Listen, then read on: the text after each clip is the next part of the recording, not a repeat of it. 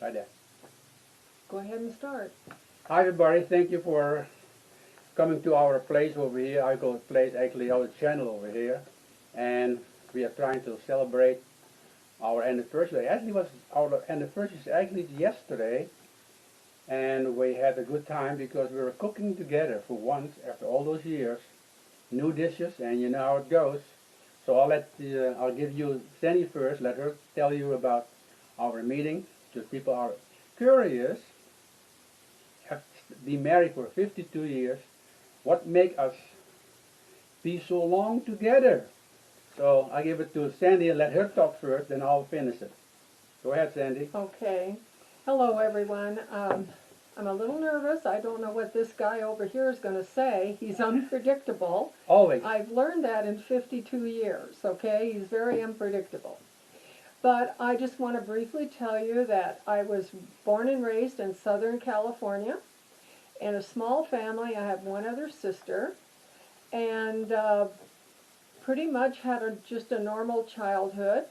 And then when I got out of high school, graduated high school, I wanted to get a job, and I applied, and nobody would hire me because in the 60s, in 1965, they could discriminate against women being hired over men, and I was told they wouldn't hire me because I had no experience and I would just work a short time and get married. Well, anyway, to make a long story short, I did get a job. My neighbor started working at a machine shop in one of the cities there in Southern California, and she spoke to the manager, and I got a job. I was 18 years old at the time, and I started working on a machine in a machine shop. And then from there, I graduated up to supervisor of shipping and receiving. And for those 2 years, I was 20 by the time I actually started talking to Ronnie. I knew him. He worked in the same company as a machinist. Pretty bad. And his whole family worked as a machinist there, several brothers. My mother, my sister worked there, so there was family on both sides. Anyway, he would come into shipping and receiving every day and sort of bug me.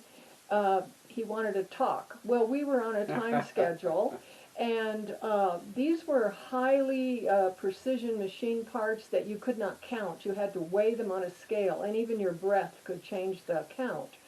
And he would come up behind me and start talking. So I would tell him to leave, and then I had a girlfriend from high school that I helped get a job there. Yes. And so he had asked her out to go see the Righteous Brothers, who were playing in our area. We had a small theater at the time. And I said, "Are you crazy? This guy's a nut. He is just an old bachelor, and he's not going to get married. No hope for you." Well, anyway, to make a long story short, she had her great date. By the way, 52 years later, I've never seen the Righteous Brothers. But anyway, make a long story short, that's where we met at work. And he did ask me out at one point. It was my birthday, so I decided, okay, I'll go out with him. And then from there, we just clicked and hit it off. And You did? I guess, well, I hope so. I don't know. And It's a long then story, folks. about 3 months later, we were married. Now we had a lot of opposition from his family and from my family, not wanting us to get married, and they had their reasons, which I won't go into. That's not important in this video. Nope. But here we are. We have 2 children, and my son is 50 years old. My daughter's 3 years younger, and they have, between the two of them, 9 grandchildren. So that's where I'm coming from. And one thing I do want to tell you is that I was never allowed to go to college. My parents had this attitude that you need to get out, get a job, and pay room and board. And we just can't, you're a woman, you won't go to college, and then you'll get married, and that's wasted education. So when we were married quite a few years, my one son was in high school, my daughter was in junior high. Yes. Ronnie agreed to let me go back not go back, but go to college, and I was able to earn an associate degree. and I was accepted at Cal Poly Pomona, California, Yeah, that's for the good. history department. I wanted to be a history teacher. But anyway, It's a long history of through it. life circumstances, I did not get a scholarship because of my age, even though I graduated second in my class. Um, uh, I never did get the bachelor degree, but anyway, I'm still a lover of history. And then I meet this Van Ash family. He has a large family, and I'll let him take it over from there Why? because it's been a roller coaster ride up and down. So here he is, talk about his upbringing and where he was born. Oh, it's a long And story. just watch the time, dear. We're making a short video. Okay, don't get carried away. I'll Here try. he is. And if I need to correct something, I'll be the dutiful wife and Uh-oh. jump in. As you know, like you said, it's 3 months. The whole thing is this. Yes, I'm born I come from Indonesia. Indonesia belongs to Holland for 300 years. And then around 1940, 45 actually, they became independent, so to speak. I think the real year is, I think, 47, 48. I don't know, remember everything, but I do know I was born in 1940, so I'm still 18 plus. So a lot of people ask me, when they see me, they think I'm Hawaiian or Filipino. I said no, and I said, so I told them. And so what happened now, Indonesia became independent, right? And so my background, my grandfather was a pure Dutch.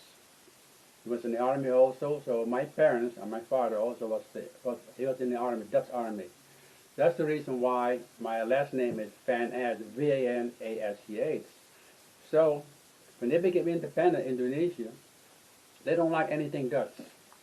So in a nice way, as my father also was in the Dutch army, we had to leave Indonesia. Otherwise, they're gonna, cut my head off, so to speak. So anyway, they sent us back to Holland, and they sent us to Indonesia, from Indonesia to Holland, Amsterdam. And believe me, Indonesia is a tropical climate. It's nice and warm. And as being the Dutch, we are actually the elite. So we have servants. I remember, one time that what happened now is they call Bandung, is a place, a big city in Indonesia now. We had also a barracks for about 100 soldiers. So we fed them, and what we do, a big truck comes in and they get all the food, no refrigerator, remember it now. So we cook for the soldiers. After that, we eat ourselves. Then we will serve. We give it to the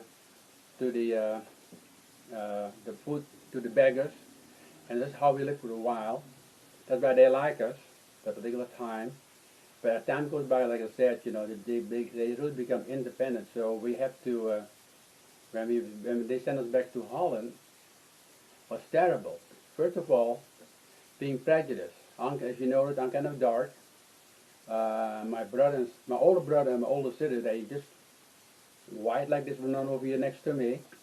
So you can imagine they were very prejudiced, and they've been taught that we all live in the jungle, so to speak. Our hut is on pillars. But we live in the city. We are well educated in that aspect. We go to our own school, Dutch school. They are separate from the Indonesian to the Dutch. So we are familiar. But the whole point is this: the house we have in Indonesia, like my bedroom, is 20 by 20. Now, all of a sudden they put us in Amsterdam. The whole family is about 7 children, and we had to sleep in a double bed, with 2 people. And you can imagine everything all together. And I think one of the bedroom, I would say, is maybe about 8 till 10. That's it. It's all of them, okay. And even my parents have to sleep in the dining room.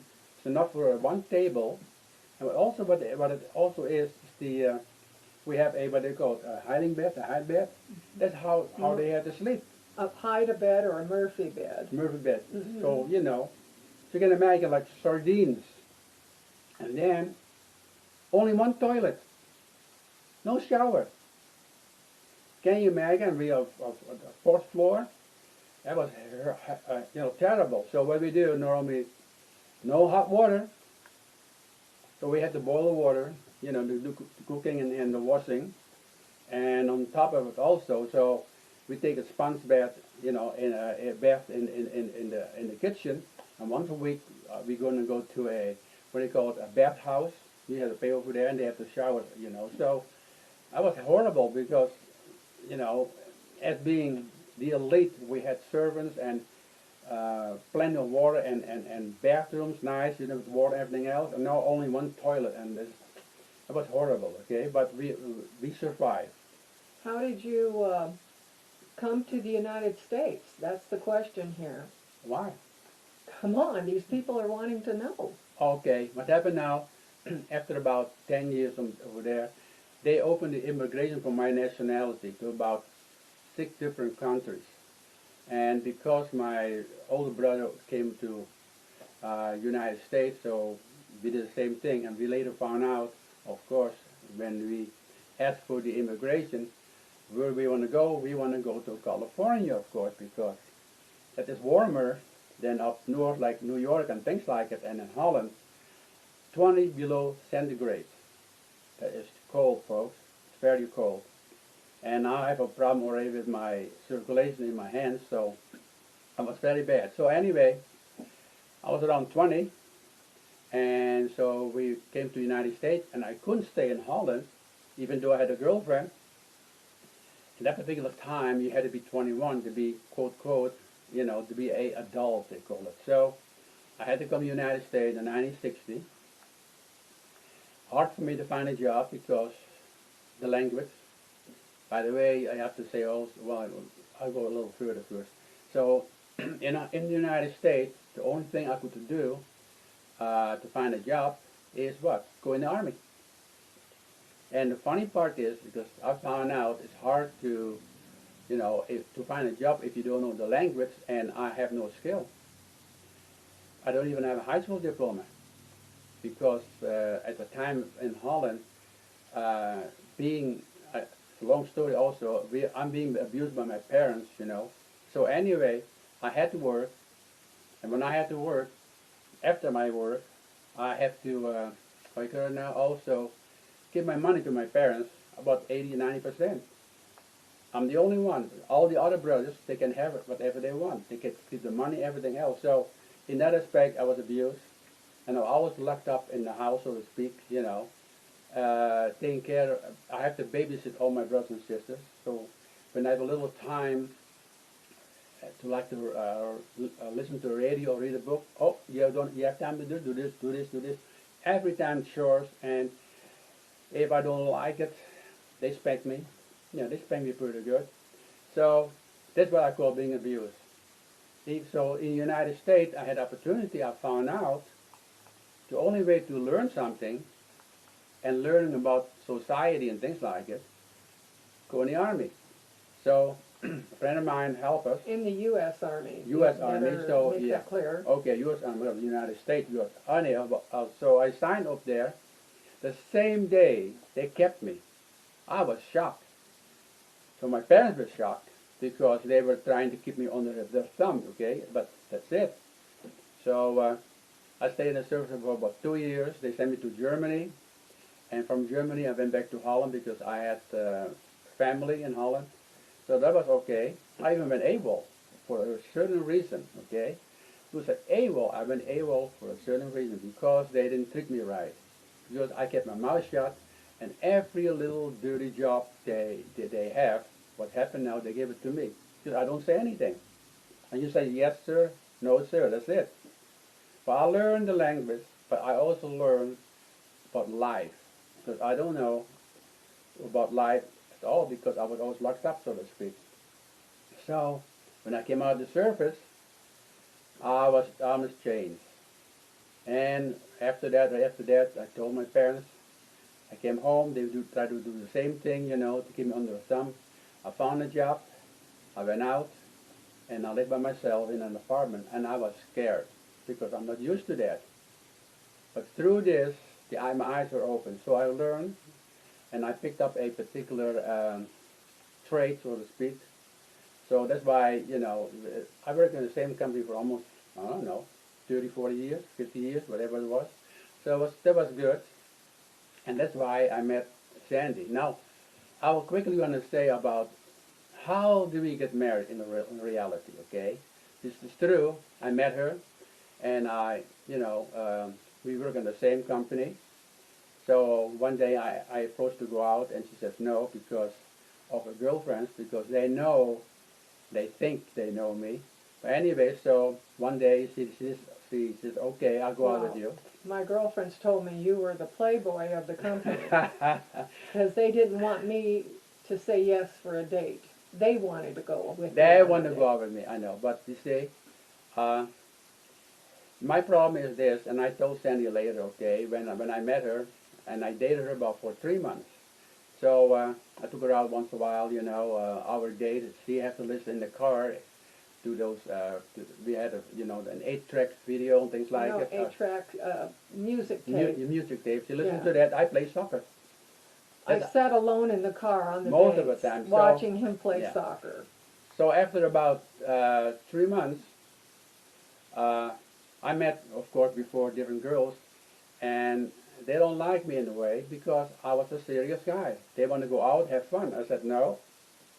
And so my proposal to Sandy, I'll tell you, and some of you might not like what I said, but I did. I told her, I said, listen, I'm a serious guy.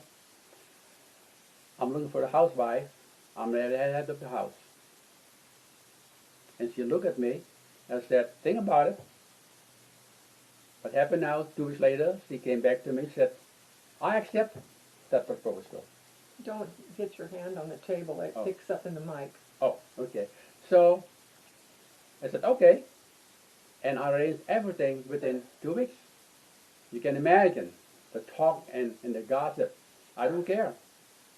So I arranged everything. My parents were shocked. Her parents wouldn't come because they were prejudiced in a way because I'm dark. So anyway, we were married, and but at that particular time, why when I say I'm serious, I believe because I've learned from my parents, okay, especially my father, he was not really the head of the house. My mother was doing everything, and I didn't like that. So anyway, she agreed, and we were married. I kept everything ready, and so the beautiful part is this. I believe being serious, I was 27 already. She was 20, and I had a house already and a brand new car, because I believe the man is supposed to be the breadwinner. That's why I mentioned to her being the head of the house. So as time goes by, as you notice, okay, we learn, and about 2 years later, 3 years later, we start a family. 2 years later. 2 years later, Yeah, we our start a son family. is 50 and we're married 52 years. So you can imagine, and sometimes my children, when they were grown teenagers, they in a way they told me certain things they resent me. You know why? Because I don't believe that we should go like a new fad, things like clothing and like it. They wanted, and I said no. I don't believe in it because my main reason is this: food at the table, have a roof over your head. I've worked all my life, so to speak, 55 hours a week. And that's the reason why I have a drive, and so of course, I tell you the truth, I can really write a book, of our life, and, and the things we learn, especially when Sandy was very sick, a couple of years ago, all the surgeries she went through, and I was very fortunate, and she knows, I'll be able to be able to her nurse and things like, and people don't understand. They said, but, I do believe better or worse, okay? And so, through this, when I say I'm the head of the house, just remember one thing. I believe we are equal.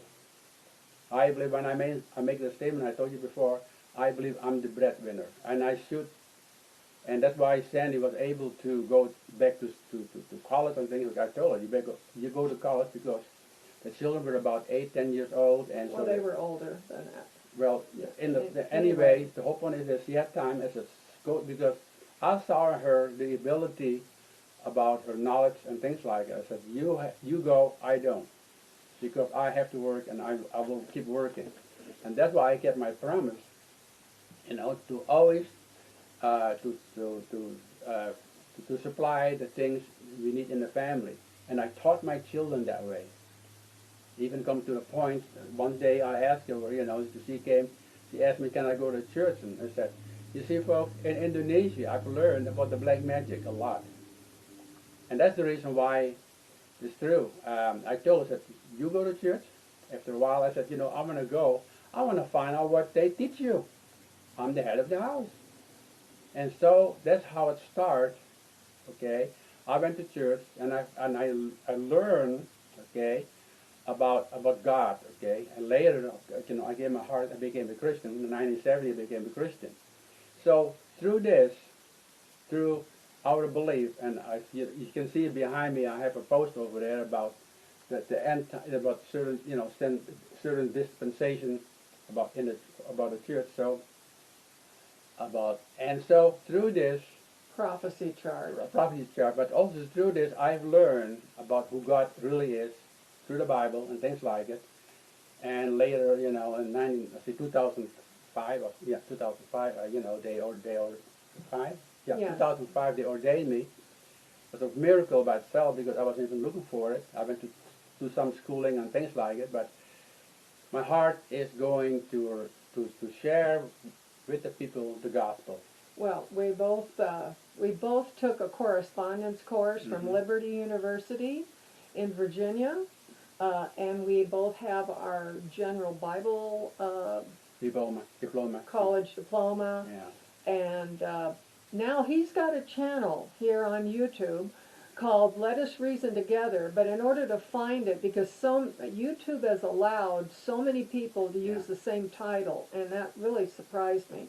You have to type in the word introduction after that, and then you'll be able to find his channel. So if you're at all interested in what he has to teach and say, please go there.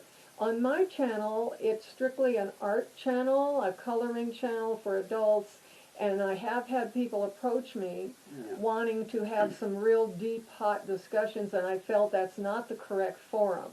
Correct, yeah. So I tell them to go to his channel, and that way we work together. I do his video filming. He does all the talking. I do the video all the filming. typing she does. I do all the uploading of videos. And here we are in 2020, Yeah. 52 years later. Like he did say, I went through quite a few years of physical illness. I went through 6 surgeries, 4 of them replaced joints, and so I couldn't have had a better nurse throughout the whole thing. But we're both back on our feet, and we're doing good. And we just wanted to stop by to give you a tiny glimpse of our life. Mine was just a normal childhood in Southern California. I ran out on the street every morning and played with the boys. I liked baseball. And she took me. I don't know why. I played marbles. And I played football and rode my bike. And so we came from 2 totally different backgrounds.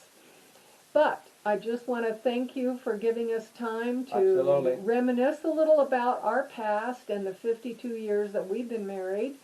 And I hope that's answered some of the questions that I have received from some of the subscribers. So this video is going to appear on my channel, Color Creatively, and this video will also appear on his channel, Let Us Reason Together, Introduction. Don't forget to type that in. So, I just want to thank you all for stopping by, and until we meet again, have a great day, and God bless you. Bye-bye now.